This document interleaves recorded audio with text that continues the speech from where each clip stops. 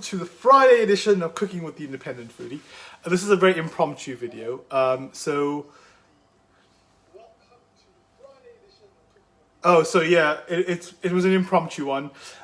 Essentially, what I'm doing is I'm doing some prep for tomorrow, and I thought because I always talk about my lamb that I do for my friends, I thought why not share with you how I prep my lamb, because we know that lamb takes a long time to cook. So what I'm going to do today is show you how I marinate and prep the lamb roast, just so that you can replicate this if you choose to do so you can share my recipe with your friends and family in the future. So we've got a lovely big piece of lamb, a very expensive piece of lamb to be fair, but it looks quite big and it's just arrived. So I've managed to get that ready. What we're going to be using today for this prep of lamb, we're going to be using some lovely fresh herbs. We've got the rosemary, we've got the thyme to complement that. We're going to be using some fresh cloves. We're going to use garlic. Got some garlic there. We've got the whole cloves I'll be using today. I also use a bit of paprika in my lamb, and I'm going to be using some black pepper. So fresh black pepper. Going to crush that down in a bit, and we'll talk you through that in a second. Going to be using a bit of olive oil as well, and also I'm going to be adding maybe some garam masala, because I think that also adds a bit of flavor, right? So what we're going to do is take you down like we normally do, show you this lovely piece of meat, and then we can get ready to cook that, right? So let's have a look at this lovely piece of lamb that I've been talking about. As you can see, it's quite a big piece. I'm going to bring the camera slightly closer as well today, so you can actually see and focus on that piece of meat. Can everyone see the meat okay? I think you can. Should be coming up closer. Great. Right, so we've got the lamb in focus now. You should be able to see that. I'll be following your comments on the screen here. So make sure your hands are nice and clean, which I've done just before this. I've also taken the liberty of taking this lamb and placing it on some paper towel to get off the excess moisture. Back there. Now you can see this piece of lamb is lovely. It's got hardly any fat on it. It is a good piece of meat. Normally when you do get lamb, sometimes it can be quite fatty, so I end up slicing off a bit of the actual fat. But this one has already been done quite nicely. It's quite trim. As you can see, beautiful piece of meat. And what I tend to do is, in part of my prep, is obviously making the holes, right? So you're gonna get a nice sharp knife. You wanna sort of make holes in there, but make them quite deep, because you want to basically start inserting some of that garlic in there. You want that flavor to really infuse into the meat. So literally just poke holes in there randomly. Some parts are obviously tougher because there's a bone. Just be mindful of that. Right, so that side's already done. As you can see, quite big holes in there. Good for stress. If you're a really stressed individual, take a piece of lamb and push your knife through it. Not obviously giving you any other ideas, but it's nice to sort of make these lovely cuts into your lamb, which we later on going to be filling with some of the marinade that we're going to make, and we're going to be adding our beautiful herbs that we've got. So we're using rosemary and thyme for those who just joined us. We're going to be using some fresh garlic in there, and I use a combination of fresh garlic and I use the ginger garlic paste as well. And I'll talk about that a bit later on as we come to do these bits and pieces. Now, because I'm doing this live today, I haven't had time to prep. I've just come straight from work and going to sort of show you. So I'm just cutting up my garlic. So I cut them into literally halves. So I halve my garlic, and I tend to keep them in nice big chunks because I slow cook my lamb. And tomorrow when I cook it, it'll be cooked for about 4 hours. I start off at about 160 degrees and then just let it cook. And then closer to the time when my guests are about to arrive, about half an hour before, I whack up the heat, right? So it goes from 160 to around 180. And then the last about 10 minutes of it, I whack it up to about 220, or sometimes just on the grill function, and just let it sort of brown on the outside. Because you want to keep this lamb slow cooked, but really tender. Now, for those who like pink lamb, then this slow cooking method is not going to work for you, because the way I cook it, long and slow, you don't get pink. What you get is really soft falling off the bone lamb. If you obviously want to keep it pink inside still, then I'll say shorten your cooking time and cook it a bit higher, over like a 2.5 to 3 hours maximum period, and you should get a bit more pink. Obviously, if you want it really pink, then a shorter cooking time. I wouldn't really recommend that for a big piece of lamb like this. So this is about 2 point something kgs. It was about 33 pounds. But you can get lamb from all supermarkets. I just chose Waitrose today because I've been having a bit of problems with my normal supplier. And when I ordered a kg of lamb leg, what turned up was this tiny piece of meat, like literally about that big. So I just didn't feel comfortable serving that to my guest. For those who have been to my house know that I like to make sure people leave satisfied, and the food, they don't feel like they've got to limit themselves because the lamb was too small. Right, so I've cut my little garlic pieces into tiny pieces there. And the same thing with your herbs. Now these have been pre-washed and dried. So all we're going to do is chop them up, right? So you take one piece, you cut it into 3 little pieces. And I'm very generous with my rosemary. I love the flavor that the rosemary infuses.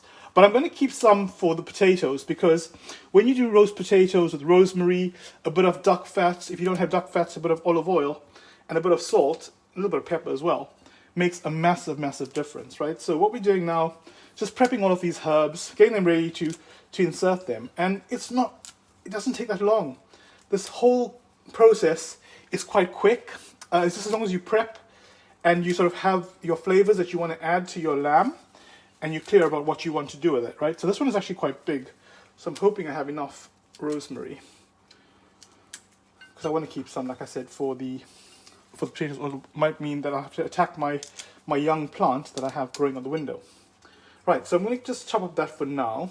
This will come later on. And what I tend to do, and most people might go, but why are you doing it this way?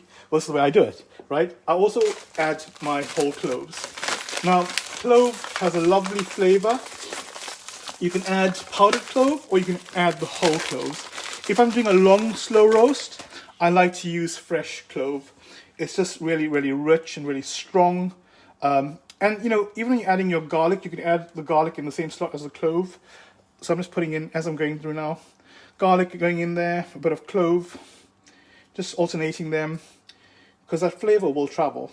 And when the meat is cooked really long and slow, you just get this lovely smell and lovely flavors coming through the meat. For those who have eaten my lamb, normally JC is my biggest fan of my lamb, and he's the person who's coming tomorrow to visit. And JC is like a brother to me. We've been friends for, over, I want to say 13 years. It could be a bit longer, but 13 years feels about right. And he's somebody that I saw last week for the first time since lockdown, and obviously he's coming over for dinner tomorrow. So really looking forward to having them here. As I always look forward to having my friends over with me. So yeah, just continue to do that until we fill all of these holes on the side, and then we're going to do the same on the other side as well, right? Now, unfortunately, you're going to have to watch me do all of this because I am doing the prep for tomorrow. I just want to make sure that it's done properly. So I don't want to rush through it. I want to give it the love and attention it deserves, as a good piece of meat deserves. And,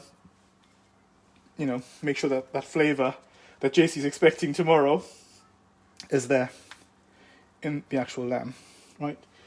So just filling in a few more on the side, and then we'll turn it over and get the rest of the cloves and the garlic in.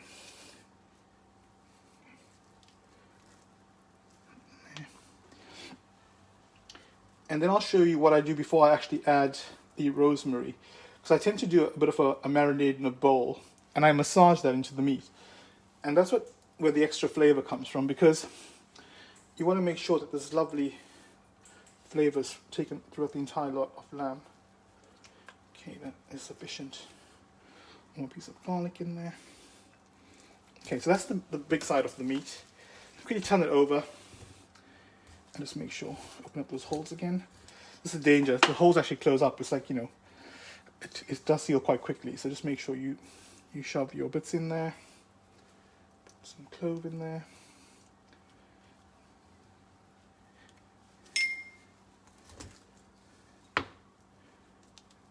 Okay. garlic.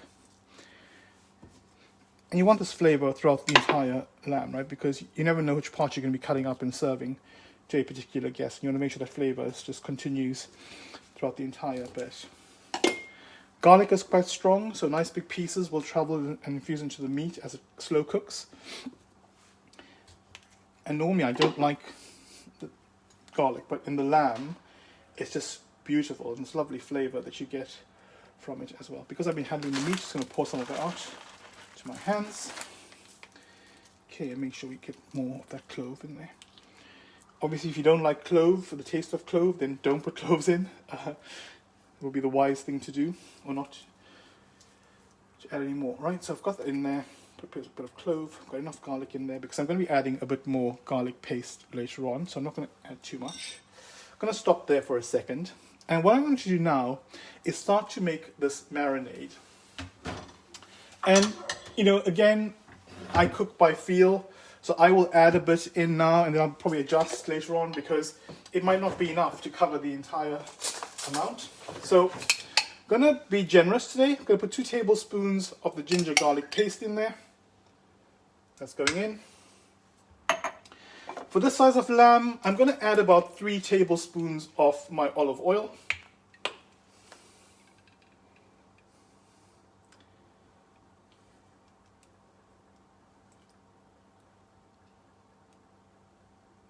Okay, that's 3 tablespoons of olive oil gone in there. And I'm adding about 2 tablespoons of black pepper. So I'm just crushing up this fresh black pepper. Make sure it's nice and not too smooth, but crushed up a bit.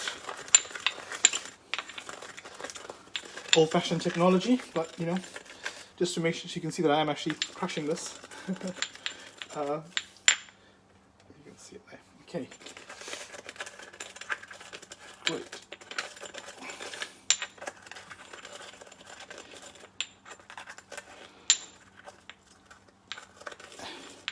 I know Steve's been busy trying out all the dishes and sending me all the amazing pictures of the food. So Steve, thank you for sharing those lovely dishes. I thought they looked amazing. So it's roughly about 2 tablespoons of fresh black pepper going in there. Right, so we've got that. And now is the paprika. So paprika, I'm going to add about, it's quite a big lamb today, so I'm going to add about the equivalent of 2 teaspoons. So let's say half a table, let's just go for just slightly over half a tablespoon. So about, yeah, say 2 teaspoons. We'll call it that, 2 teaspoons between friends. And then I'm adding some garam masala. Now, you're probably thinking, why is Dion adding garam masala to a lamb? You know what? It tastes amazing. So I'm going to add about half a tablespoon of garam masala to this mixture. And then later on, I'll be adding my, see that? So that's what we currently have in there. Going to mix it up into a lovely paste. And that's the paste I'm going to massage into my lamb. Okay. If you want to add a bit of lemon juice to tenderize the meat a bit, you can. So I might actually do some of that, add some fresh lemon juice.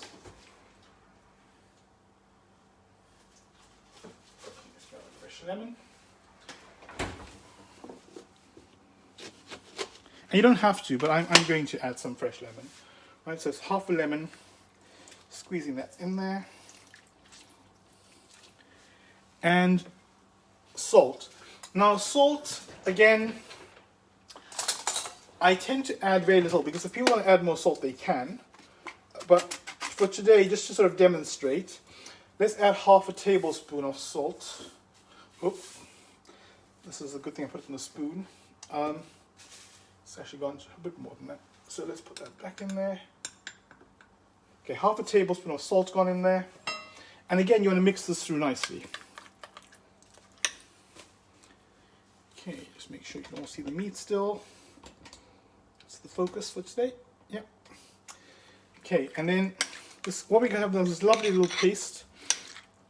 Because when you add these spices individually onto the meat, sometimes the distribution of it's not great, right? So I tend to do it this way. Now, I'm a big fan of getting your hand stuck in there. Some people don't. They like to get a fancy brush and they brush the meat, and that's great. But today we're going to do it my way. So I get my hands a bit dirty. I'm going to turn this meat around. Now, bearing in mind I haven't put any of the spices in here, so I'm going to make some holes in there just to make sure that marinade goes into that meat as well, right? And there's garlic on the other side, but not on the side of it, so it'll penetrate. Right, so what you can start doing is taking a tablespoon, just dropping that around on the meat, and then you can start to work that in, okay? So it's half of it's going onto the side, and you really want to massage that into your meat. Right, so you want to get this flavor in there, and we're going to leave it overnight, so it's going to marinate overnight, and we're going to wrap it in cling film as well, just to keep all those flavors tight against the lamb, and really infusing into that meat. So for those who just joined, obviously garam masala, a bit of ginger garlic, black pepper, paprika, all this lovely, the smell is just fantastic. Like you've got to be smelling it like right here, right now, to understand how amazing the smell is. So again, just opening up those holes where this where the garlic is, the cloves, just to make sure, and then making a few extra ones, just to make sure that we're getting all that lovely flavor into my meat. Okay, it's a bit tough there, but again, you take your tablespoon like we did on the other side, and you want to take this paste and rub that in there. Now remember, we want to massage this meat by hand, ideally, because you want to get all those flavors into your actual meat. And apparently, if you massage the meat, it makes it a bit more tender. You know, I guess people like getting a massage. Some people do. And again, by massaging this meat, you really sort of gain that flavor into that meat.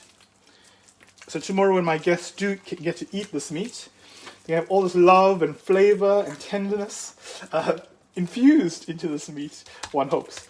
Right, so just sort of getting that in there. And that's, most of the prep done. So the next part is obviously infusing all this lovely rosemary, right? So what we've done so far, we've just prepped the meat. We've got all of this lovely marinade sitting on this beautiful piece of meat.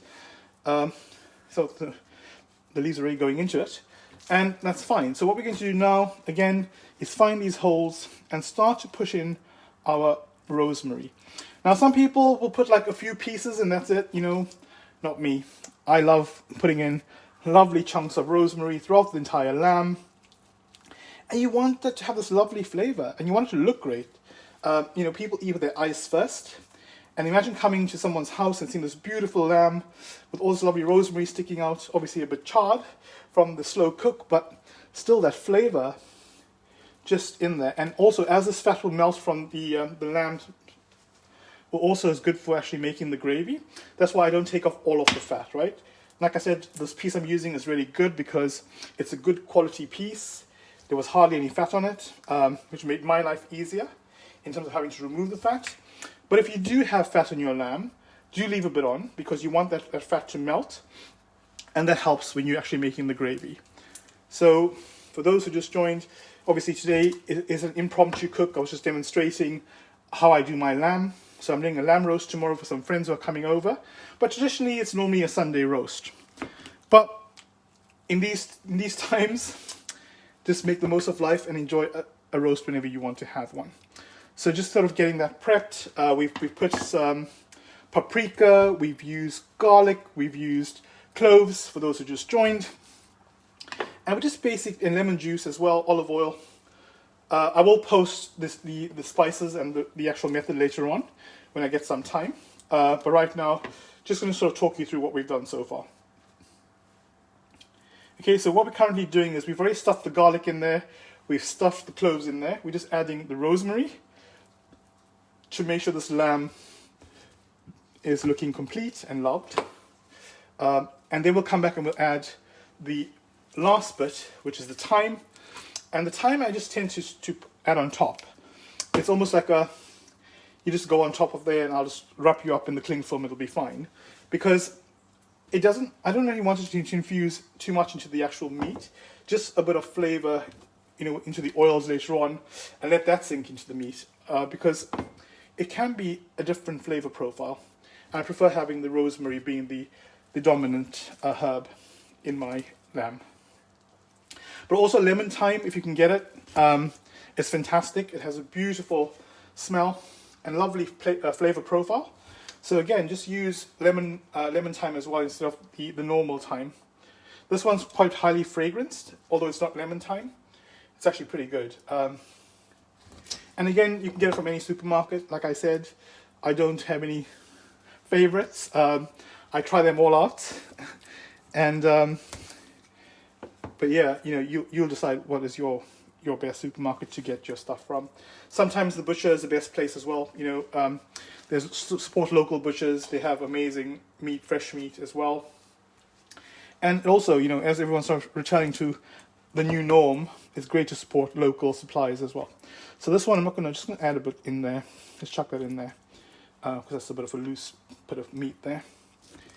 Again, just adding all these small bits and pieces just to complete that.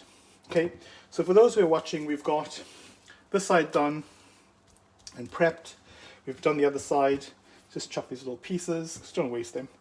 They just add more flavor. Right, and then the last bit of this is actually adding the thyme. So just again, I just take them and I add them in between. So just in between that, just for a bit of flavor. You know, 3 triggers. There. It's quite a lot actually. It's a bit too much. Just a few of those you want to add. Flip that over and hopefully it stays on there for a bit. Obviously with the olive oil it helps, it makes things stick. Again, just sort of, we're going to get all that ready. And what I'm going to do next is get my cling film and I'm going to wrap that up. And that is literally done. Right, so very quick, very simple. Wash my hands up quickly.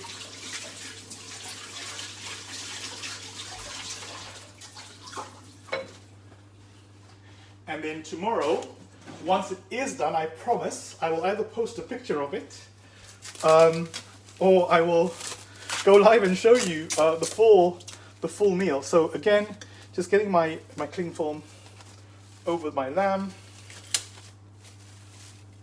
Okay, so starting off on one side, just getting that lovely and sealed. I'm going to flip that over very quickly. I hope it all stays in there. Yeah, lovely, that's done.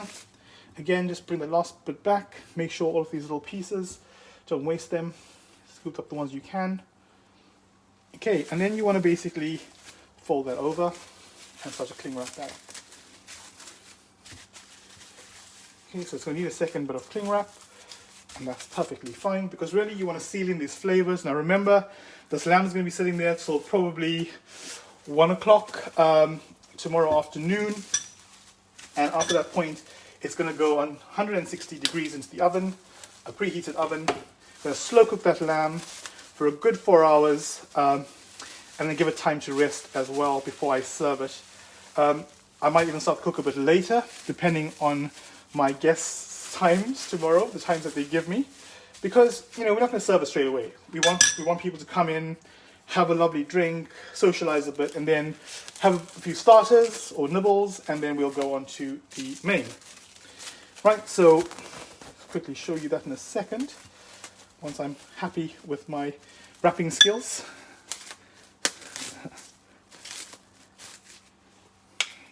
Okay,